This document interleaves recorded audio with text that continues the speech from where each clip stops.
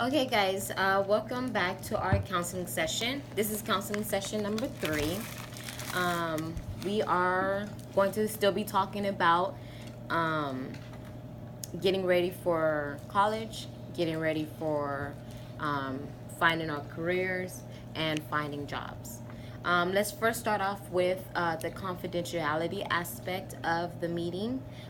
Do we remember what confidentiality is? A secret. Okay, it's like a secret. Between us? Yeah, between our counseling sessions. So whatever we are talking about within our session, we don't go share, with other people unless it's going to harm someone, like somebody's killing themselves, somebody's trying to kill you, bothering you in any type of way, sexual harassment, any of those type of things.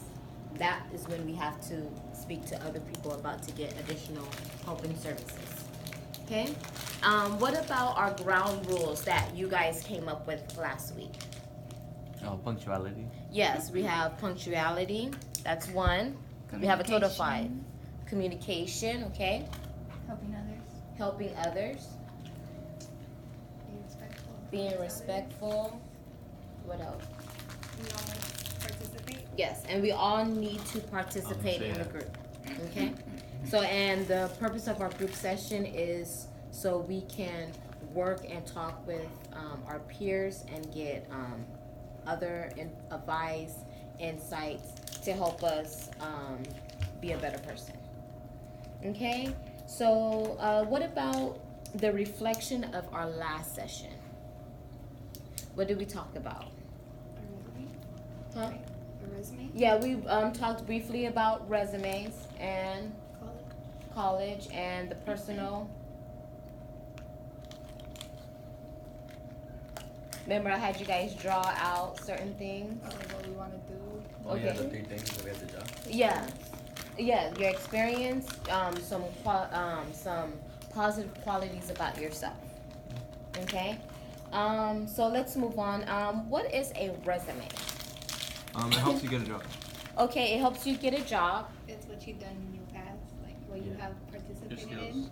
Okay, skills. Information about you, where you live and stuff. Okay, exactly, where you live, your skills, your experiences, any awards that you received. Maybe you were honor roll, maybe you were most Spanish valuable. speaker. Yeah, Spanish speaker, you're fluent. Those are some type of things that you want to add in your resume. A resume helps you to get regular jobs. It helps you to get career jobs.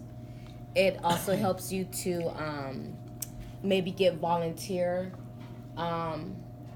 work, because volunteer work, even though you don't get paid, you're getting the experience that you will need for maybe your career or maybe to get into a certain college.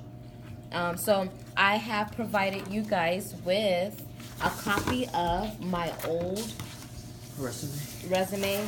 It's not updated because I've started college, I've got counseling experience, and on this particular resume, I was trying to be an after-school coordinator for Think Together. That's like, the after-school program. I was trying to basically be the supervisor. So this is my resume from that one. In the first part, you always want to include your full name and your current address, just in case a college or a potential employer, they want to send you any communication. Nowadays with the technology, a lot of things are via email. But the address is, they would like to know where you live, because they want to know, like, if you live close or if you live too far. If you live too far, that's kind of like a red flag for employers, meaning that you may not be, you're going to be late, it's too far, you may have problems with gas or whatever, anything that happens. But if you work like 5 minutes away, you could be a possible candidate. Also, your email address. This is very important. You want to have a professional email address. Do you know why you want to have a professional email address? So they take you serious. Yeah, so they take you serious. You want to have, like, my email address that I use is my first and last name, lorendakern@gmail.com. You know what I'm saying? So it's very straightforward. It's simple, and it's professional. You don't want to have Lorinda Kern is sexy hot all the time at gmail.com. You know, that's just like your resume would automatically be thrown out, kicked out, because they will laugh about it, but you're not gonna get the position. So you want to have so that's one thing you want to start looking into, especially because you guys are juniors about to be seniors. You want to start creating a more professional Gmail account. And then you also want to have your most updated phone number, because that's another way they contact you. A lot of employers like to either call, text, so you want to have the most updated, or if they have questions, maybe they're looking at your application or they're looking at your resume, and they call you and they have questions. You know, you want them to be able to contact you so you can answer the question, so they can keep on continue to look, you know, with your resume. If they can't get a hold of you, the resume is going out the door. You know, next, you know. So, one of the things that on the resume, I have to share this with you. The first thing is the career objective. This is going to match whatever job you are trying to get. So if you're trying to get a cashier's job at McDonald's, what do you think you're gonna put for career objective? Are you good with money? Huh? Would you good with money? If the job is a cashier, you're gonna want to put cashier. Yeah. Or if you're trying to be a dock loader, you know, you're gonna put dock loader. Number 3, maybe you know you have the highest experience, so you want to specify. So whatever the job you're going after, that's where you're gonna plug into the career objective all the time. Or if you're trying to be a student at the school, you want to be career objective. You want to put like a doctor of medicine or a nurse of babies or something like that. Whatever you're trying to go for. Okay.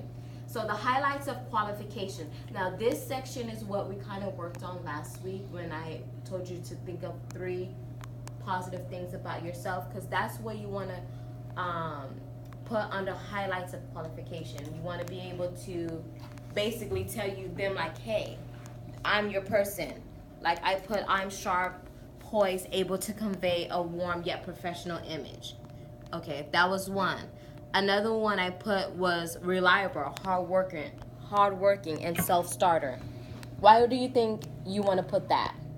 So they could, like, oh, he's a hard worker. We need those kind of people. Exactly. No matter what job you're doing, if you want to be a doctor or you're trying to be the janitor cleaning up the dog poop, you want to say, I'm the best. I'm reliable at that. I can get it done. You know, just so they can pick you for the job. The next one is your relevant experience and skills. So, whatever job description, do we know what a job description is? What the job you're applying for, what it's about? Yeah, what it's about, what they want you to do. So, if they want you to be available 24 hours a day, what would you put under the relevant experience and skills? What you have done? Right? Yeah. So if they want you to be available 24 hours a day, that's what you're gonna be there. Ability to be available 24 hours a day. Whatever they want, that's what you want to put. That's your experience. That's how you get the job. Okay. And then also you start putting your other experience. So say for instance, I wanted this job to work with children. So what do you think what experience I needed to work with children? Babysitting experience? Okay, babysitting experience. I will put that as relevant experience. What else? Kid experience? Like working good with kids? Okay, yes, having good relationships with kids. That can be one. And one more. Helping How to students. handle kids. Oh, yes. How to handle kids, being patient with kids. That's a must when you're trying to get a job working with kids. You can't be a person who don't like kids and don't like to hear them holler, laughing, all those things, you can't. Then you can't work. Yeah, you have to be patient and willing to work with them. Okay, so and also you will put other job experiences you have, because employers and colleges, they want to know what else can you do. So not only do I know how to work with kids, I know how to work as an accountant.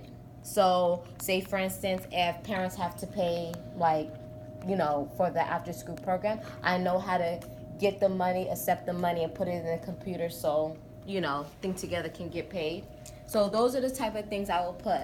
Another thing I put, I was a center director of the kinder care. So not only did I work with students, I also worked with the other teachers, and I also have a good rapport with parents. So those are the things you want to highlight. And then after that, you want to put employment history. So employment history.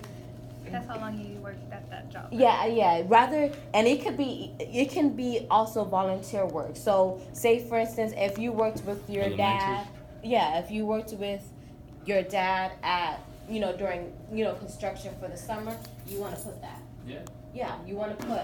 Yeah, because no matter what job you get, even if you're trying to be a CEO of Apple, but all of your little jobs and your little volunteer, you know, anything you do is experience. So you want to like put that, okay? And then other thing, and then your education and training. This is important. They want to know, you know, can you read? Can you write? Can you comprehend? Can you critical think? What else do jobs want to know? What else does education give to you? By getting an education from high school, not, even if you don't go to college, you go to vocational training, like what do you get from it? Knowledge. You get experience, you get knowledge, you learn how to what? Work in a group. Because help others. And help others. That's important in a job setting. Being able to work well with others. Because if you can't work well with others, you're not going to be able to keep that job for very long.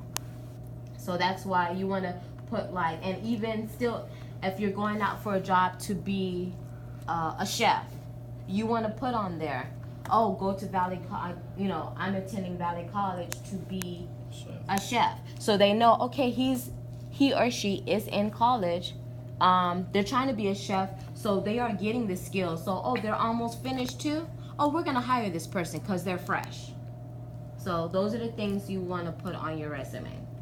And then at the end, you always put references available upon request on the resume.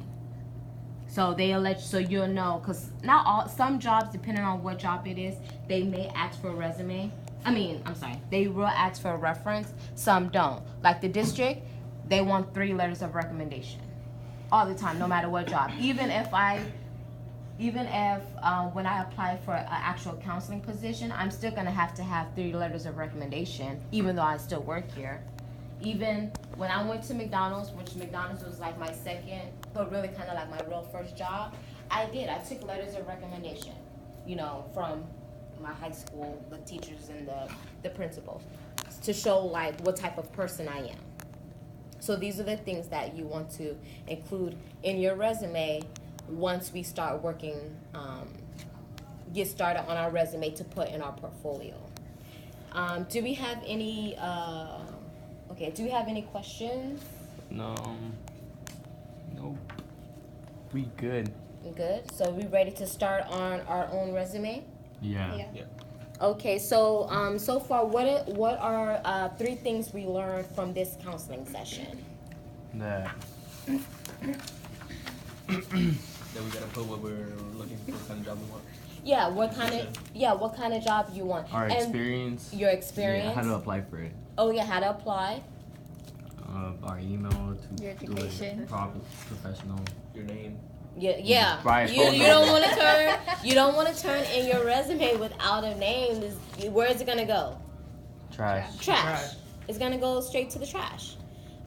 So yeah, so that's what we're gonna work on. So we're gonna take, a few more days to work on our resumes, and so our portfolio can be on point. Okay? Okay, so thank you for attending the counseling session, guys. Appreciate it.